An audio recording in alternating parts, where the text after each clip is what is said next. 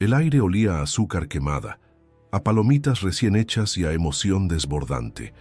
Las luces de neón parpadeaban como estrellas artificiales sobre las cabezas de cientos de personas que se desplazaban entre los juegos mecánicos, los puestos de comida y los espectáculos ambulantes. Era la gran feria de Puebla, y como cada año, familias enteras se daban cita para celebrar la tradición, la música y el asombro. Matías, con apenas 5 años, no cabía en sí de la emoción. Sus ojos grandes y oscuros recorrían cada rincón del lugar, como si cada figura, cada sonido, cada chispa de luz le ofreciera una promesa mágica. Corría, saltaba, tiraba del brazo de su madre mientras señalaba todo lo que deseaba ver. El carrusel, la rueda de la fortuna, los globos que flotaban en lo alto. Cada uno era una aventura esperando por él. «Mamá, ¿podemos ir allá?», preguntó apuntando al trenecito de colores que daba vueltas cerca de la entrada. «Sí, mi amor, pero primero vamos a comprar algo de comer, ¿te parece?». Elena, su madre, no tenía más de 28 años. Llevaba el rostro cansado de quien ha aprendido a vivir con sacrificios, pero aquel día sonreía. Se había esforzado todo el mes para ahorrar y llevar a su hijo a la feria. Era un regalo, una promesa de felicidad, aunque fuera efímera. Mientras hacían fila para comprar algodón de azúcar, Elena soltó por un momento la mano de Matías. Solo un momento. Tal vez 5 segundos, el suficiente para buscar en su bolso el monedero. Cuando levantó la mirada, Matías ya no estaba a su lado. Giró con rapidez, miró a su alrededor. Gente, voces, risas, ninguna pista.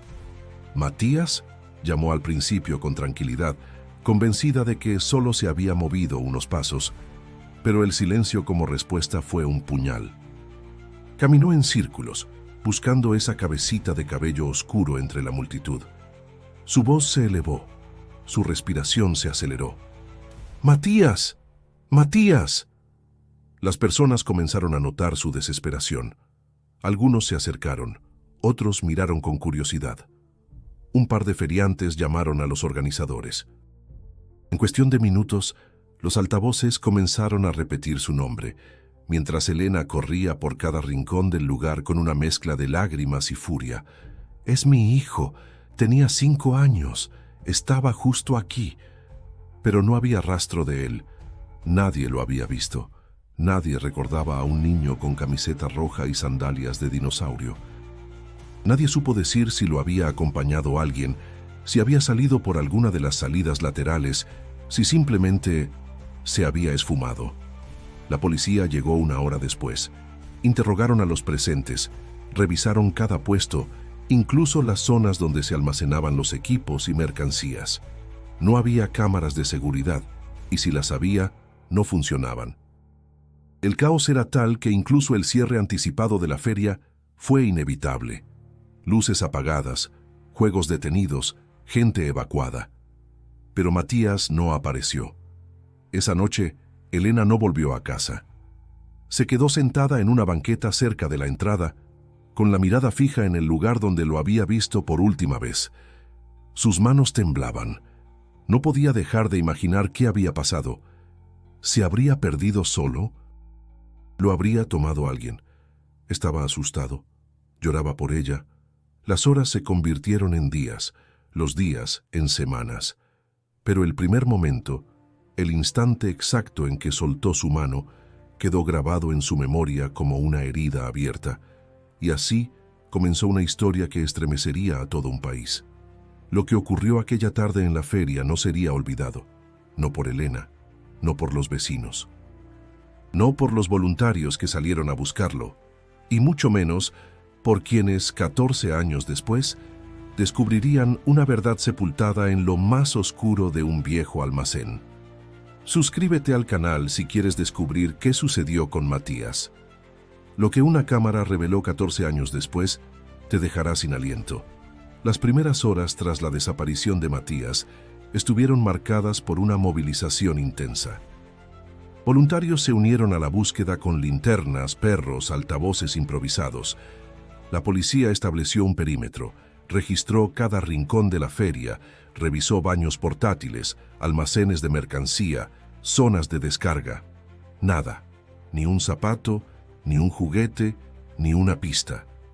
Elena fue llevada a declarar de madrugada. Temblaba, contestaba entre sollozos. No tenía enemigos, no tenía familiares que pudieran haberlo llevado. Solo éramos él y yo, repetía una y otra vez. Los oficiales notaron su estado emocional alterado, pero descartaron que hubiera abandonado al niño. Su angustia era genuina, brutal. A la mañana siguiente, el caso apareció en todos los noticieros locales. Niño desaparece sin dejar rastro en la feria de Puebla. Las imágenes de Elena, abrazando un suéter infantil, dieron la vuelta por todo el país. Las cámaras captaron el desconsuelo, la desesperación, el vacío que solo puede sentir una madre cuando algo irremediable le arrebata a su hijo. Los días siguientes fueron una mezcla de esperanza y pesadilla. Se distribuyeron volantes con la foto de Matías, su sonrisa inocente, su cabello revuelto, sus ojos negros e intensos. Se imprimieron miles, se pegaron en postes, autobuses, hospitales, mercados, cualquier lugar donde alguien pudiera haberlo visto. La policía interrogó a todos los feriantes que habían trabajado ese día. Atrapados en una rutina nómada, varios ya habían abandonado la ciudad cuando se emitió la alerta. Algunos fueron localizados en otras ferias del estado. Otros simplemente desaparecieron. Entre los testimonios surgieron versiones confusas. Un niño que lloraba cerca del carrusel. Un hombre que lo llevaba en brazos. Un disfraz de payaso que nadie pudo identificar. A medida que los medios tomaban más protagonismo, las teorías comenzaron a multiplicarse. Algunos hablaban de un secuestro express, otros de trata de menores. Hubo quienes especularon que se trataba de una venganza contra Elena, aunque no existía evidencia de enemigos ni amenazas previas. Todo era suposiciones, niebla, ruido. Las autoridades activaron la alerta Amber y pidieron ayuda a la población. Se organizaron brigadas de búsqueda en los campos cercanos, se dragaron pozos, se recorrieron caminos rurales. Incluso un grupo de exploradores voluntarios llegó desde Veracruz con drones y cámaras térmicas. Pero la tierra no devolvía respuestas. Los días se convirtieron en semanas y el caso seguía sin avances. La presión mediática creció. En los noticiarios nacionales, el rostro de Matías aparecía en cada edición. Su imagen se volvió símbolo del dolor de muchas otras familias con hijos desaparecidos. Algunas marchas se organizaron frente a la fiscalía, exigiendo respuestas. Otras, más silenciosas, llevaban velas y fotografías en procesiones que recorrían el centro de Puebla. En ese mar de angustia, Elena flotaba apenas. Se convirtió en una figura pública contra su voluntad. Dio entrevistas, hizo declaraciones en ruedas de prensa, participó en campañas de prevención. Pero en el fondo, su dolor era íntimo. No buscaba justicia mediática, solo quería a su hijo de vuelta. Una tarde, cuando se cumplían 20 días desde la desaparición, un noticiero transmitió una entrevista con un supuesto testigo anónimo. Con la voz distorsionada y el rostro cubierto, afirmaba haber visto a un hombre con un niño envuelto en una manta saliendo por una salida de emergencia de la feria. Decía que el niño no se movía, que parecía dormido o inconsciente. La entrevista causó conmoción, pero la policía no logró confirmar su veracidad. El testigo nunca volvió a aparecer. Los rumores aumentaron. Algunos aseguraban haber visto al niño en una terminal de autobuses. Otros juraban que lo habían llevado a un albergue en Tlaxcala. Cada nueva pista generaba una nueva ola de esperanza, pero todas terminaban en el mismo callejón sin salida. Nada encajaba, nada conducía a Matías. Elena, aunque destrozada, no se rendía. Visitaba cada sitio señalado, hablaba con cada posible testigo. Repetía su nombre 1000 veces al día, por si alguien lo escuchaba y reaccionaba. Su rutina se convirtió en una búsqueda perpetua. Dejaba cartas en parroquias, oraciones en muros, notas en hospitales. En su corazón se negaba a aceptar lo peor, pero con el paso del tiempo, La atención mediática comenzó a desvanecerse. Los noticieros ya no abrían con su historia. Los voluntarios regresaron a sus vidas. La feria volvió a operar meses después. Y aunque el caso seguía abierto, las autoridades admitieron que no había nuevas líneas de investigación. En los archivos de la Fiscalía, el expediente quedó marcado con letras rojas. Niño desaparecido, sin pistas, investigación activa. Pero para Elena no era un expediente, era su hijo, su mundo. Lo que nadie imaginaba era que esa historia, aparentemente dormida, volvería a sacudir a todo un país, 14 años después. El tiempo, ese enemigo silencioso, comenzó a cobrar su precio. Tras semanas de exposición mediática, la historia de Matías fue perdiendo fuerza en los titulares. Otras tragedias ocupaban los noticieros, pero para Elena, los días eran eternos. La vida seguía así, pero como una marcha lenta, arrastrada por la ausencia, el silencio, la incertidumbre. Su empleo en la panadería no resistió. Faltaba constantemente para asistir a reuniones con la policía, entrevistas con psicólogos, búsquedas voluntarias. El dueño, aunque compasivo, no pudo sostenerla más. Cuando le entregaron su liquidación, ella simplemente asintió, sin lágrimas, sin reclamos. Salió con la cabeza gacha y la sensación de estar aún más sola. La depresión llegó como una niebla densa. Dejó de comer, dejó de hablar. Cerraba las cortinas, se aislaba. El pequeño cuarto donde vivía, antes decorado con dibujos de Matías y muñecos de peluche, se convirtió en una celda silenciosa. Cada rincón le recordaba a su hijo. El vaso con dibujos animados, una playera olvidada bajo la cama, un dibujo a lápiz en la pared. Fueron meses oscuros. Elena tocó fondo. Pensó incluso en desaparecer. ¿Qué sentido tenía seguir respirando si la mitad de su alma ya no estaba? Pero algo más profundo la retenía, la esperanza.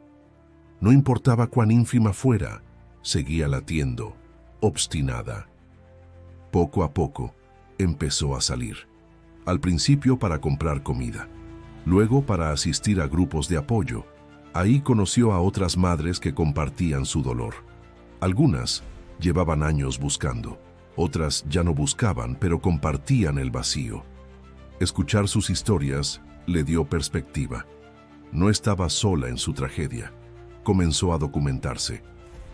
Leía sobre desapariciones, investigaciones inconclusas, redes de trata, psicología infantil. Se volvió una experta accidental. Anotaba todo en un cuaderno azul que siempre llevaba en el bolso. Llamaba a periodistas, visitaba archivos públicos, hacía preguntas incómodas. Nadie la detenía. Era una madre armada con determinación. El tiempo también trajo cambios inevitables. Se mudó de barrio. No podía seguir viviendo donde cada esquina le recordaba a Matías. El nuevo lugar era más pequeño, más humilde, pero le daba cierto anonimato. Allí comenzó de nuevo. Trabajó como asistente en una tienda de abarrotes. El sueldo era justo, pero le permitía pagar el alquiler y comer algo caliente. En su nuevo hogar, destinó una caja para guardar todo lo relacionado con su hijo. La llamó el altar del recuerdo. Allí colocó fotos, dibujos, el primer diente que se le cayó, un mechón de cabello, su manta favorita. Cada objeto tenía su historia, y cada historia mantenía vivo a Matías en su memoria. Las noches seguían siendo difíciles. Soñaba con él. A veces lo veía reír corriendo por un parque. Otras veces lo buscaba entre calles vacías sin poder alcanzarlo. Se despertaba empapada en sudor, con el grito atrapado en la garganta. Pero cada amanecer era una nueva promesa. No dejaría de buscar. Una tarde de domingo, mientras navegaba en Internet, descubrió un foro dedicado a niños desaparecidos en México. Allí compartían casos, teorías, consejos legales, bases de datos de menores no identificados. Se registró de inmediato. Usó un nombre ficticio, pero contó su historia. La respuesta fue abrumadora. Mensajes de apoyo, pistas, comparaciones de rostros, enlaces a fundaciones. Elena comenzó a colaborar con ese grupo. Compartía su experiencia, ayudaba a otras madres. Cada caso nuevo era un recordatorio del suyo, pero también una forma de canalizar su dolor. A través de ese servicio, encontró propósito. Y con propósito, encontró fuerza. En uno de esos intercambios virtuales conoció a Sergio, un hombre de voz suave y mirada honesta, que también buscaba a su hermana desaparecida desde hacía 20 años. No fue amor a primera vista, ni una historia romántica. Fue compañía, alguien que entendía el lenguaje del silencio, la mirada perdida, la ausencia constante. Con el tiempo, Sergio se convirtió en su apoyo más cercano. Nunca intentó reemplazar nada. No invadía su espacio ni juzgaba su duelo. Solo estaba ahí, a veces con una taza de café, otras con una palabra justa. Elena aprendió a confiar de nuevo, aunque nunca cerró su herida. 14 años pasaron, 14 velas encendidas cada cumpleaños, 14 noches de diciembre mirando al cielo, 14 veces repitiendo su nombre como un mantra. Y aunque el mundo había cambiado, nuevas modas, nuevos gobiernos, nuevas ferias, el rostro de Matías seguía siendo el mismo en su mente. El niño de 5 años que soltó su mano por un instante y desapareció. Lo que Elena no sabía era que en algún rincón de la ciudad, una verdad dormía, esperando el momento exacto para despertar. El predio donde durante años se levantó la famosa Feria de Puebla había caído en el abandono. Lo que alguna vez fue un hervidero de risas, luces y música se convirtió en un terreno polvoriento, lleno de estructuras oxidadas y carpas rotas. Solo quedaban vestigios de un pasado vibrante. Cables colgando, anuncios desteñidos, restos de atracciones olvidadas. Nadie quería recordar lo que allí ocurrió. Pero en 2023, el terreno fue adquirido por una empresa de logística. Necesitaban espacio para establecer una base de distribución de mercancías, y aquel lote, por su ubicación y dimensiones, resultaba ideal. En cuestión de semanas, se comenzaron a instalar oficinas móviles, generadores, racks de almacenamiento y cámaras de seguridad nuevas. La vieja feria dio paso al movimiento silencioso y metódico del mundo corporativo. Entre los técnicos encargados de montar la red informática estaba Daniel Ortega, un joven de 27 años, curioso por naturaleza, con un talento especial para resolver problemas técnicos. No era oriundo de Puebla, así que no conocía los detalles del pasado de ese lugar. Para él era solo otro proyecto.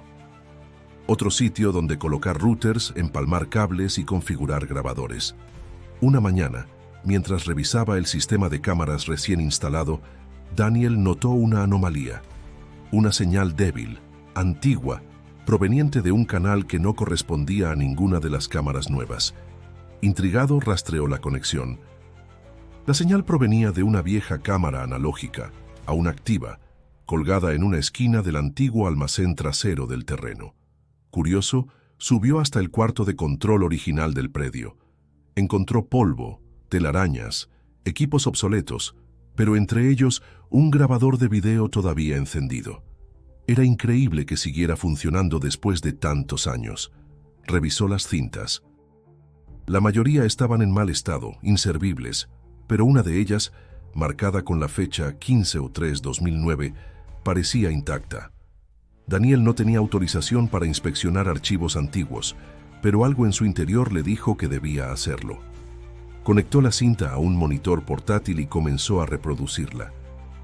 Al principio, solo imágenes estáticas de la feria en plena actividad. Personas comiendo, niños jugando, vendedores gritando sus ofertas. La cámara apuntaba a una zona lateral, donde se apilaban cajas y generadores eléctricos. Avanzó lentamente el video, observando con atención. A medida que pasaban los minutos, la imagen revelaba momentos cotidianos. Nada extraño. Hasta que en un punto algo cambió. Apareció un hombre disfrazado de payaso. No estaba actuando ni saludando al público. Caminaba solo, de forma apresurada, llevando en brazos a un niño envuelto en una manta roja. Daniel sintió un escalofrío. Rewind, play, rewind, play. Sí, ahí estaba de nuevo. El hombre miraba nerviosamente a su alrededor, Avanzaba por detrás de una carpa y desaparecía por la parte trasera del predio. El niño no se movía. Daniel pausó el video. Respiró hondo. ¿Qué había visto? ¿Un intento de secuestro? ¿Un truco del espectáculo? ¿O algo más grave? No podía ignorarlo. Tomó fotos del monitor con su celular y corrió a informar a su supervisor. Horas después, las imágenes llegaron a la gerencia y de ahí directamente a la policía local. Los agentes de la unidad de casos sin resolver acudieron al lugar de inmediato. Al revisar el archivo, sus rostros se tensaron. Aquella cinta correspondía al día exacto de la desaparición de Matías Romero. El niño envuelto en la manta coincidía con su descripción. La ubicación, el horario, el disfraz del hombre, todo encajaba. El caso, que llevaba más de una década archivado sin avances, se reactivó en cuestión de horas. Se abrió una nueva carpeta de investigación, se contactó a los antiguos testigos, se analizó el material cuadro por cuadro. La tecnología actual permitió mejorar la imagen. El rostro del hombre comenzó a tomar forma. El nombre de Matías volvió a circular entre los investigadores, y por primera vez en muchos años, la esperanza dejó de ser una palabra vacía. Mientras tanto, Elena vivía su rutina con resignación. No esperaba noticias, no esperaba milagros. Pero el destino tenía otros planes, y esa vieja cámara, olvidada durante 14 años, acababa de abrir una puerta que nadie creía posible. La noticia del hallazgo de la cinta se filtró en los círculos policiales con una mezcla de incredulidad y urgencia. Un caso congelado durante más de una década acababa de recibir su primer soplo de vida real gracias a una cámara olvidada en un almacén. No era una pista cualquiera, era una ventana directa al instante en que Matías desapareció. Los peritos trabajaron durante días mejorando el material, aplicaron filtros, ajustaron contraste, estabilizaron los cuadros. Lo que antes era una imagen granulada se convirtió en una escena clara y estremecedora. El hombre disfrazado de payaso llevaba una peluca roja, cara parcialmente maquillada y un abrigo azul que ocultaba gran parte de su figura. Sus movimientos eran precisos, casi calculados. No parecía parte de ningún show. Iba con prisa como quien huye, pero tratando de no levantar sospechas. El niño en sus brazos, envuelto en la manta roja, no daba señales de conciencia. La forma en que lo sostenía, la tensión en su cuerpo, todo indicaba que no era un traslado voluntario. Cuando los analistas cruzaron la hora del video con los registros de esa tarde, comprobaron que esa imagen fue captada aproximadamente a las 7:42 p.m., apenas minutos después del último momento en que Elena vio a su hijo. El fiscal de distrito ordenó la reapertura oficial del caso. Se revisaron antiguos testimonios. Algunos nombres reaparecieron: feriantes, asistentes, trabajadores temporales. Entre ellos, uno destacó por un detalle aparentemente menor. En una declaración olvidada, un vendedor de hot dogs mencionó haber visto a un payaso desconocido merodeando por la parte trasera de los juegos. Nadie le prestó atención entonces, pero ahora esa pieza cobraba sentido. La policía comenzó a rastrear ferias de aquellos años, cruzando listas de empleados, artistas y asistentes. Era una tarea titánica, pero un nombre surgió repetidamente asociado a espectáculos itinerantes: Julián Mendieta, apodado en el ambiente como El Bicho. No había registros oficiales de él como artista formal. Su nombre aparecía más como ayudante, cargador o suplente en pequeñas compañías de entretenimiento. Julián tenía antecedentes penales por altercados menores y una denuncia antigua por acoso infantil que nunca prosperó. Tras 2010, su rastro se desvaneció. Se mudó de estado en estado, usando nombres distintos, siempre evitando dejar huellas digitales. Cuando Elena fue notificada sobre la cinta, su reacción fue devastadora. No era la primera vez que recibía una llamada de la fiscalía, pero esta era diferente. Le hablaron con un tono que no dejaba lugar a dudas. Había pruebas. La citaron a una sala reservada para mostrarle el video. Nadie la preparó para lo que vería. Elena observó en silencio. No gritó, no lloró, apenas parpadeaba. Reconoció la manta, la misma que ella había doblado esa mañana y puesto en la mochila de Matías, la misma que llevaba estampados unos ositos azules. Cuando la imagen del niño apareció en brazos del payaso, su cuerpo se tensó. No necesitaba más. Era él. «Ese es mi hijo», dijo con voz quebrada. «Ese es Matías». Las autoridades, al ver la reacción, confirmaron lo que ya era evidente. El video era auténtico y mostraba el momento exacto del secuestro. La Fiscalía hizo un anuncio oficial días después, informando que la desaparición de Matías Romero volvía a estar en el centro de una investigación prioritaria. Mostraron un retrato hablado actualizado del sospechoso y pidieron colaboración ciudadana. Mientras tanto, Daniel, el técnico que había encontrado la cinta, intentaba asimilar lo ocurrido. No buscaba notoriedad, pero su nombre apareció en notas locales. Algunos lo llamaban el héroe de la cinta. Él solo repetía que fue casualidad, pero en su interior sabía que había hecho lo correcto. La sociedad reaccionó con una mezcla de sorpresa y esperanza. La historia de Matías volvió a ser tema nacional. En redes sociales, miles compartieron el video mejorado, pidiendo justicia. Surgieron nuevas pistas, nuevas denuncias. Personas aseguraron haber visto al payaso en distintas ciudades, aunque ninguna con certeza plena. La policía amplió su búsqueda. Recorrieron comunidades rurales, revisaron registros de ferias recientes y pasadas. El caso se volvió prioridad nacional.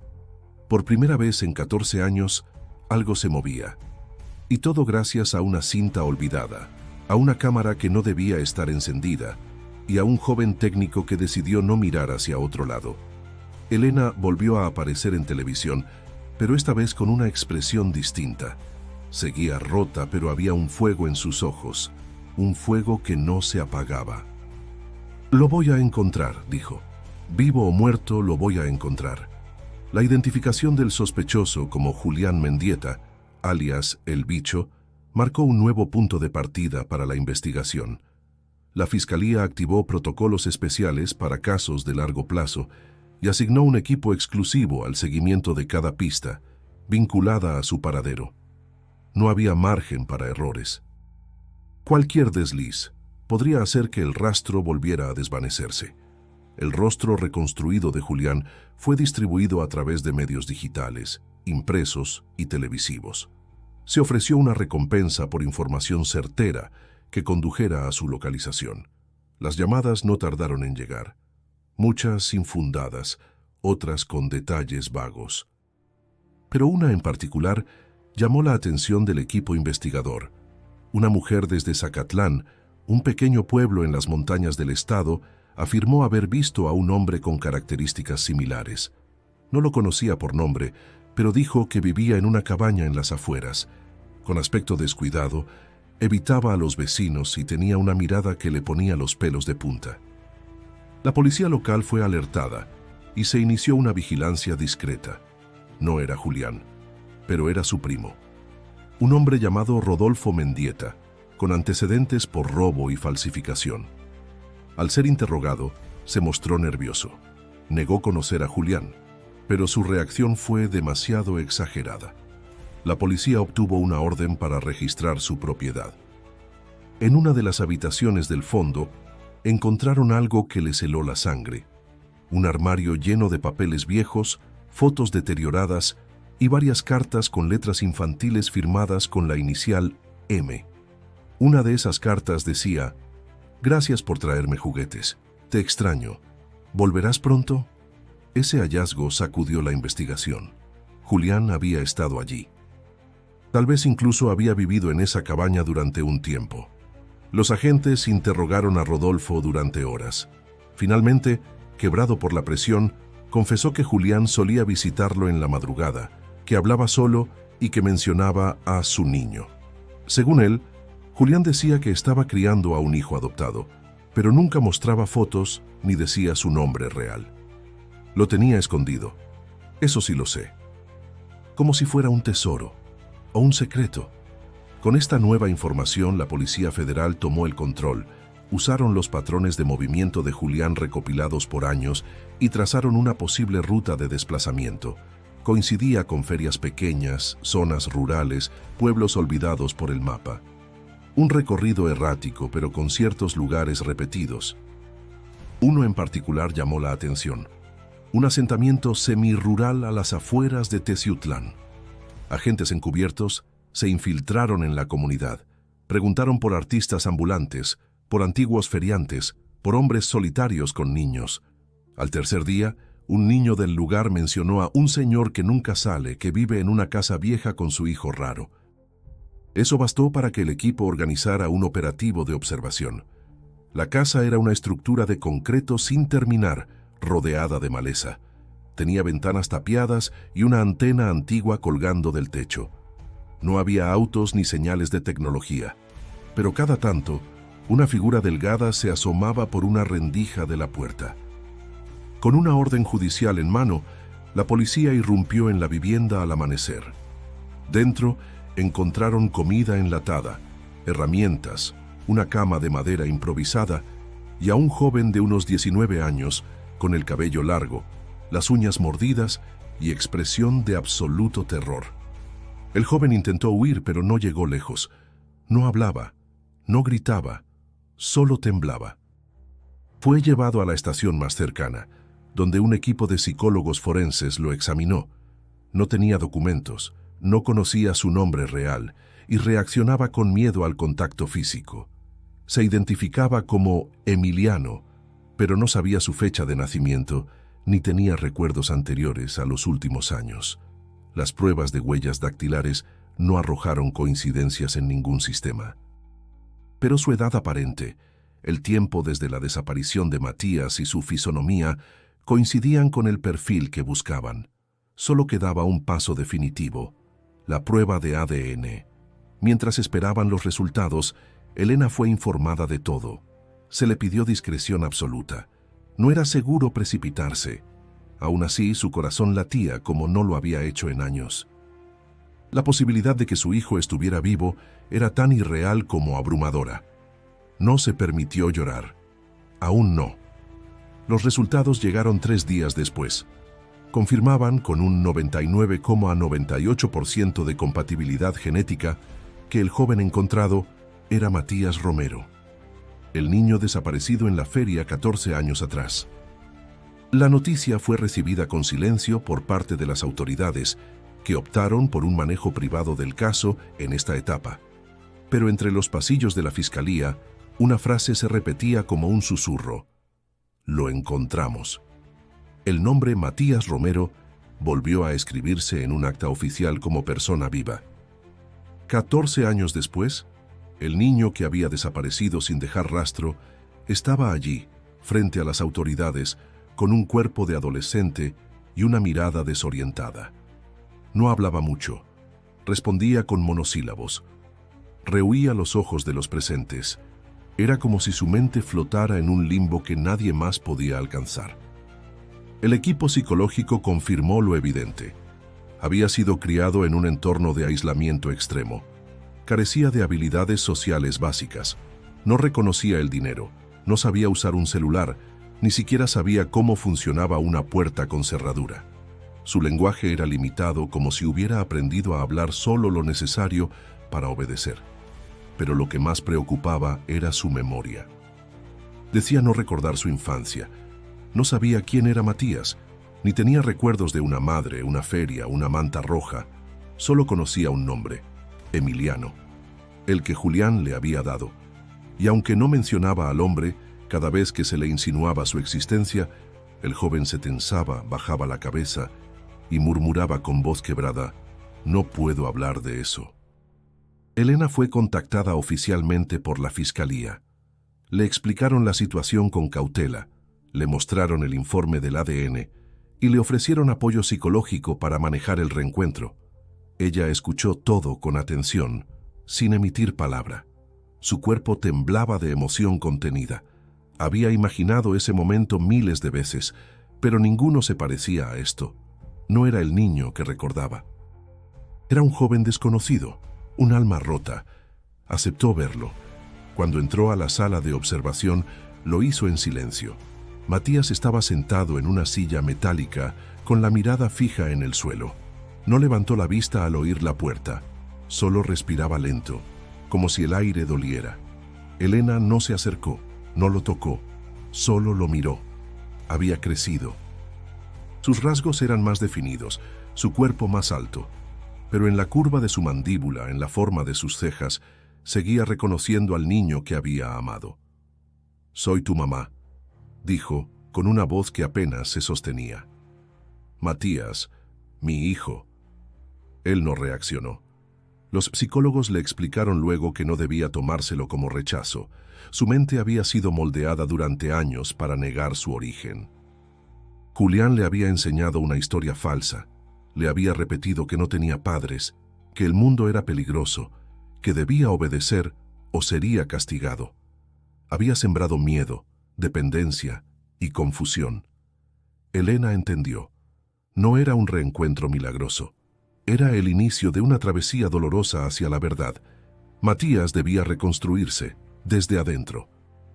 Y eso requeriría tiempo, paciencia y un amor incondicional que no exigiera respuestas inmediatas.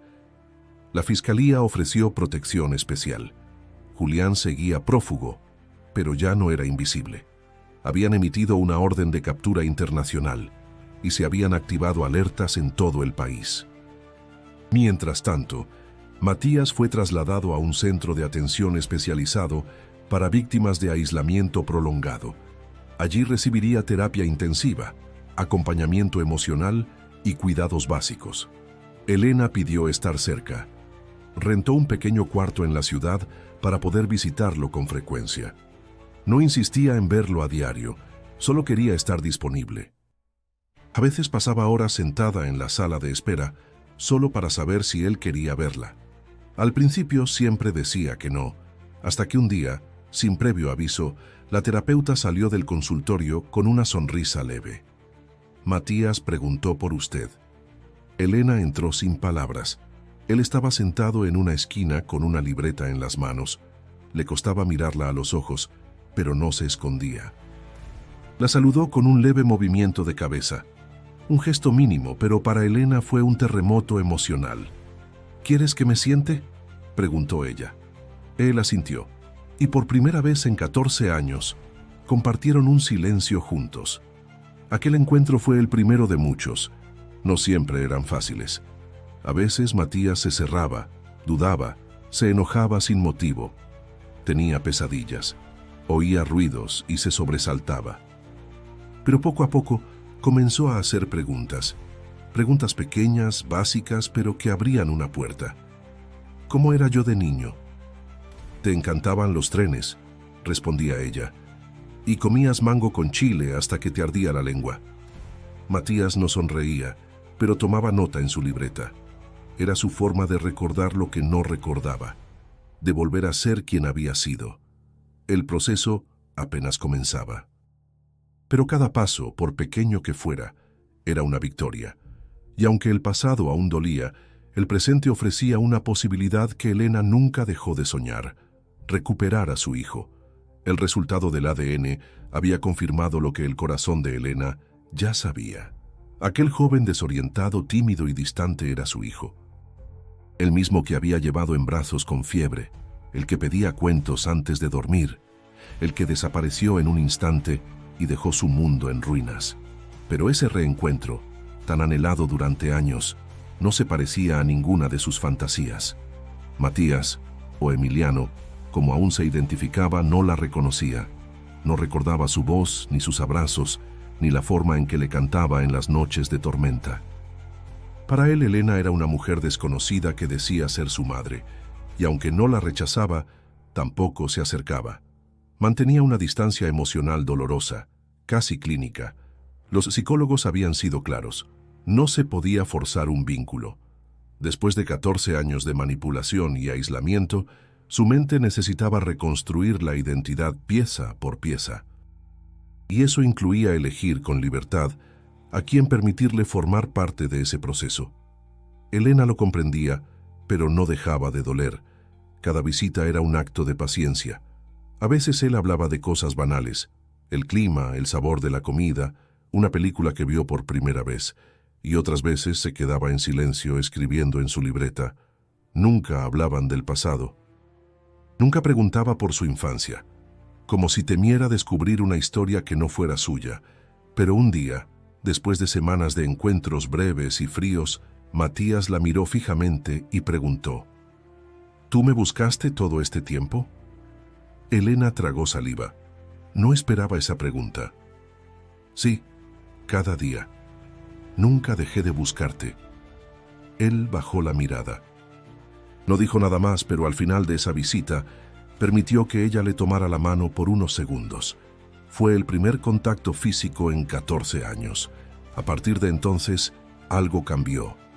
El muro que los separaba comenzó a agrietarse, lento pero firme. Elena, sin forzar nada, le llevaba objetos de su infancia. Una foto donde salían juntos, un dibujo que él había hecho de pequeño, un muñeco que siempre cargaba en su mochila. Matías los observaba con detenimiento, los tocaba, pero no reaccionaba de inmediato. Era como si necesitara tiempo para que esos fragmentos penetraran su coraza. En una de esas visitas, Elena le llevó una grabación. Era un cassette viejo con su voz leyéndole cuentos. Al escucharlo, Matías se estremeció. Cerró los ojos. Por un instante, pareció recordar. Una lágrima solitaria se deslizó por su mejilla, pero no la secó. La dejó caer, y al terminar el audio, susurró: esa voz la soñaba. Ese fue el inicio real del reencuentro. A través de la terapia, Matías empezó a relatar retazos de su vida con Julián. No lo hacía con claridad ni linealidad. Eran recuerdos desordenados, cargados de miedo y confusión.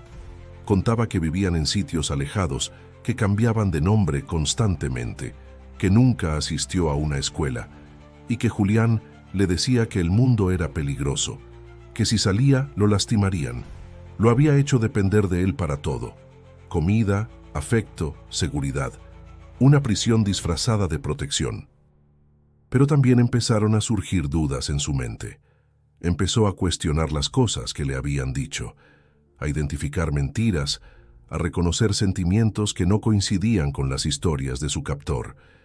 Y en ese proceso, Elena se convirtió en una presencia constante, no como una madre que exige, sino como un faro paciente.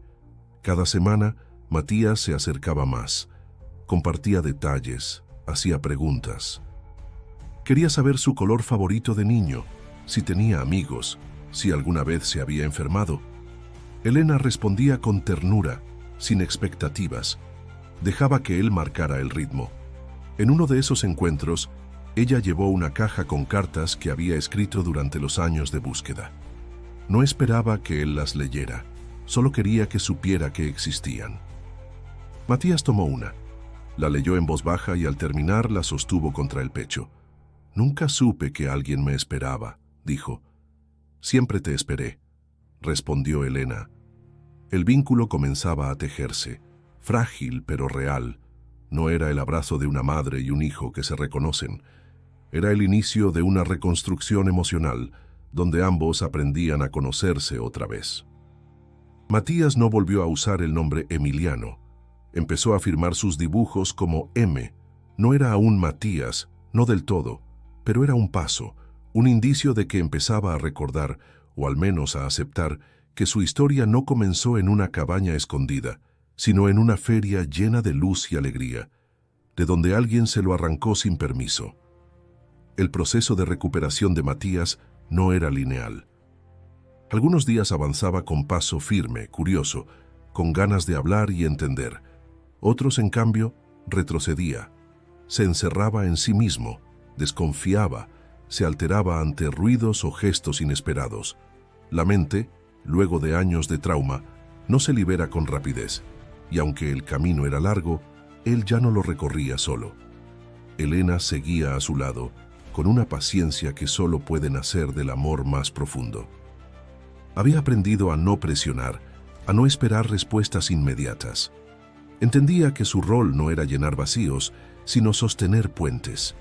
Algunos encuentros eran silenciosos, otros estaban llenos de preguntas, pero cada mirada que Matías le devolvía era una señal de que su presencia ya no era extraña, se estaba convirtiendo en algo familiar. Los terapeutas, conscientes de su avance, comenzaron a trabajar con él en herramientas para integrarse a la vida cotidiana. Le enseñaron a usar transporte público, a leer horarios, a manejar dinero. Cada nuevo aprendizaje era un pequeño triunfo. Matías los asumía con cautela, pero con determinación. Descubrir el mundo, aún con miedo, lo emocionaba, lo hacía sentir parte de algo. A veces, sin embargo, lo abrumaba. Las luces de una tienda, el bullicio de un mercado, la música alta de un autobús. Todo podía desencadenar recuerdos confusos. Julián lo había privado de sonidos, de estímulos, del bullicio natural de la vida. Había crecido en una burbuja de silencio y ahora enfrentarse a lo real era como renacer entre espinas.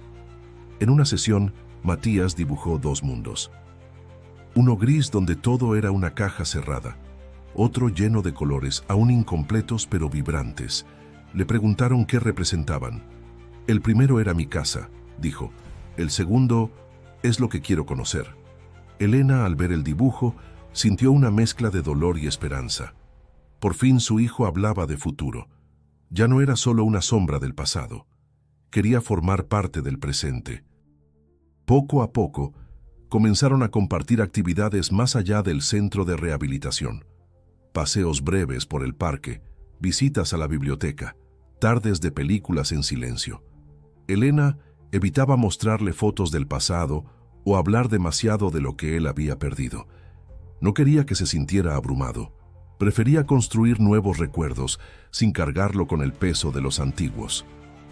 En una de esas salidas, entraron juntos a una tienda de electrónica.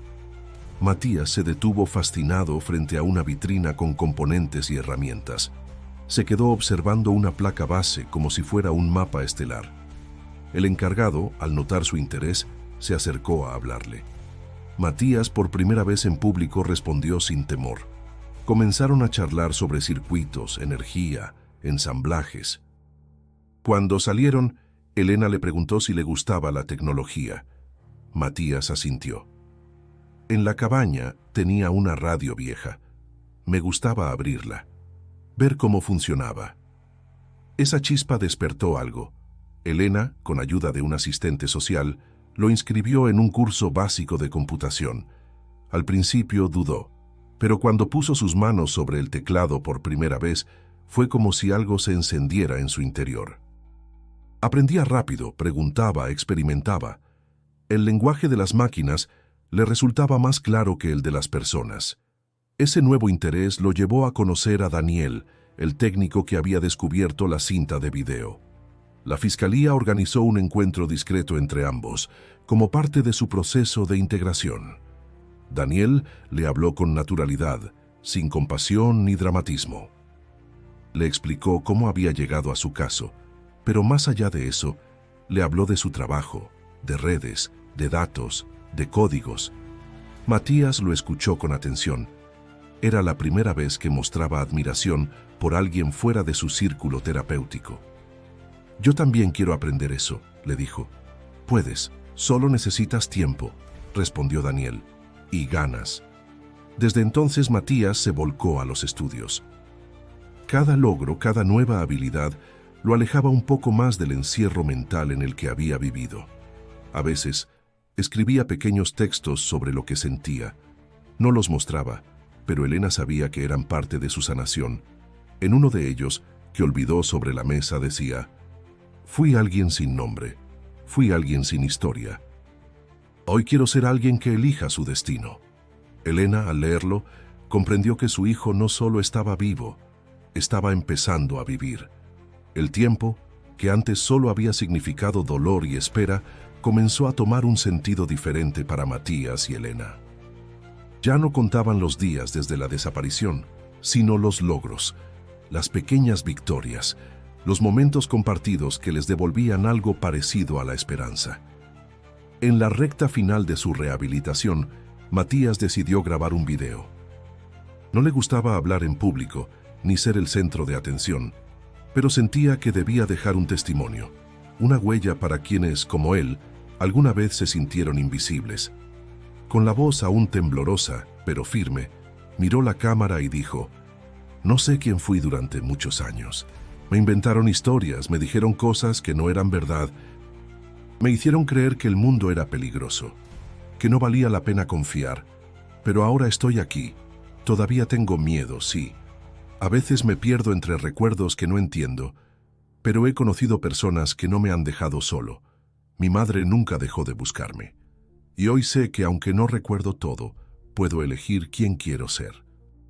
El video circuló primero en grupos de apoyo, luego en redes sociales, y finalmente llegó a medios nacionales. Muchos vieron en él una historia de sobrevivencia y renacimiento.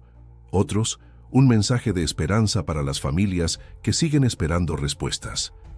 Matías, sin buscarlo, se volvió símbolo de resiliencia. Elena, por su parte, aprendió a celebrar el presente. Seguía teniendo días difíciles, noches en que el insomnio la abrazaba y el pasado volvía en forma de pesadillas. Pero ya no vivía anclada en la culpa.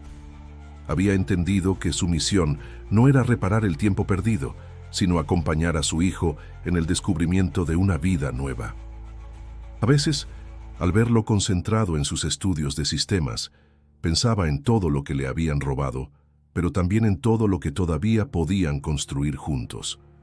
La comunidad que alguna vez se vio sacudida por la tragedia de la feria, ahora encontraba en el caso de Matías una razón para unirse.